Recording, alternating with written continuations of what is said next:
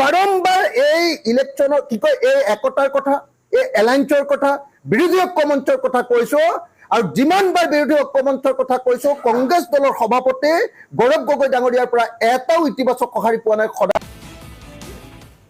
ৰাহুল গান্ধী ডাঙৰীয়াকো মই আবেদন জনাইছিলো, আপোনাৰ খাৰ্গে ডাঙৰীয়াকো আবেদন জনাইছিলো, আহ্বান জনাইছিলো। বহুতে মোক কৈ আছে যে কিয় কৈ আছা? মই কৈ আছো যে নহয়, সোনকালে হ'ব লাগে, তেতিয়াহে আমি সৰুৱাব পাৰিম। সদায় কংগ্ৰেছে যিটো কৰে যে নিৰ্বাচনৰ সময়ত কেণ্ডিডেট ঠিক কৰি দিয়ে, যিদিনা নমিনেশ্যন দিব তাৰ আগদিনা ঠিক হয়, তেতিয়াহ'লে কোনোবা মানুহ আমাৰ জিকিব, বিৰোধী পক্ষই জিকিব পাৰিব নেকি?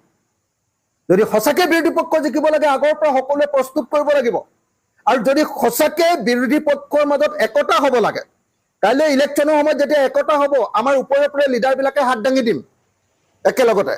গৌৰৱ গগৈ, অখিল গগৈ, লুৰিণজ্যোতি গগৈ, মনোৰঞ্জন তালুকদাৰ, সুপ্ৰকাশ তালুকদাৰ, কনক গগৈ চবে একেলগতে হাত দাঙি দিম। জন সিং টিকাটাৰ চবে হাত দাঙি দিম, বিবেক দাস চবে একেলগতে হাত দাঙি দিম। কিন্তু সেই যিটো একতা সেইটো তলৰ পৰ্যায়লৈ পাবগৈ নে? তৃণমূল পৰ্যায়লৈ?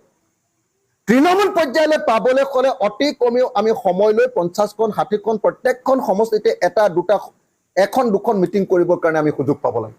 সেইকাৰণে বাৰম্বাৰ এই ইলেকশ্যনৰ কি কয় এই একতাৰ কথা এই এলায়েন্সৰ কথা বিৰোধী ঐক্য মঞ্চৰ কথা কৈছো আৰু যিমানবাৰ বিৰোধী ঐক্য মঞ্চৰ কথা কৈছো কংগ্ৰেছ দলৰ সভাপতি গৌৰৱ গগৈ ডাঙৰীয়াৰ পৰা এটাও ইতিবাচক সঁহাৰি পোৱা নাই। সদায় ব্যক্তিগত আক্ৰমণ উল্টাই পাইছো, সদায় গালি পাইছো, সদায় তাচ্ছিল্য পাইছো।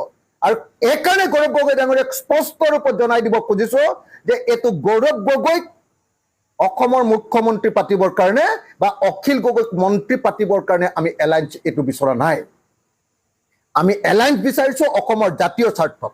গৌৰৱ গগৈ ডাঙৰীয়া ধৈৰ্যৰ পৰীক্ষা তেখেতে লৈ আছে, কোনোবা দিন ধৈৰ্য শ্ৰুতি ঘটিব আৰু তাৰ পাছত আৰু কেতিয়াও এলায়েন্স নহ'ব। আৰু মিত্ৰতাৰ পক্ষত থকা মানুহৰ বিৰুদ্ধে গৌৰৱ গগৈ যেনেকুৱা ধৰণৰ বক্তব্য ৰাখি আছে, তেখেতৰ যিটো বডি লেংগুৱেজ, বুদ্ধিজীৱীৰ অভিৱৰ্তনতে হওক বা আমি সাক্ষাৎ কৰোঁতেই হওক, আৰু তেখেতে যি ধৰণে কৈ আছে যে আমি ফোন কৰি তেওঁক ক'ব লাগে, তেওঁ কি ফোন কৰিব নোৱাৰে নেকি? আমি ফোন কৰিলে তেওঁ কিয় ফোনটো নধৰে? মই এবাৰ ফোন কৰিছিলো, আপোনালোকে সকলোৱে জানে, পঞ্চায়ত ইলেকশ্যনৰ সময়ত তেওঁ ধৰা নাই।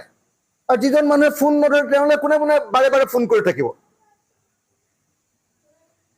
তেওঁ যিটো কথা কৈছে এইটো ফোন কৰি আমি কথা পতা কথা নহয়, এইটো অসমৰ স্বাৰ্থৰ কথা। গতিকে অসমৰ স্বাৰ্থত তেওঁ সিদ্ধান্ত ল'ব লাগে। এলায়েন্স তেওঁ কৰিব নে নকৰিব স্পষ্টকৈ ক'ব লাগে। এনেকুৱা ডিপ্ল'মেটিক কথা কৈ অসমৰ মানুহক আশাহত কৰাৰ পৰা তেওঁ আঁতৰি থাকিব লাগে। আৰু তেখেতক মুখ্যমন্ত্ৰী পাতিবৰ কাৰণে বা মোক মন্ত্ৰী পাতিবৰ কাৰণে আমি এই কাম কৰা নাই, তেখেতেও সেইটো জানি লোৱা দৰকাৰ।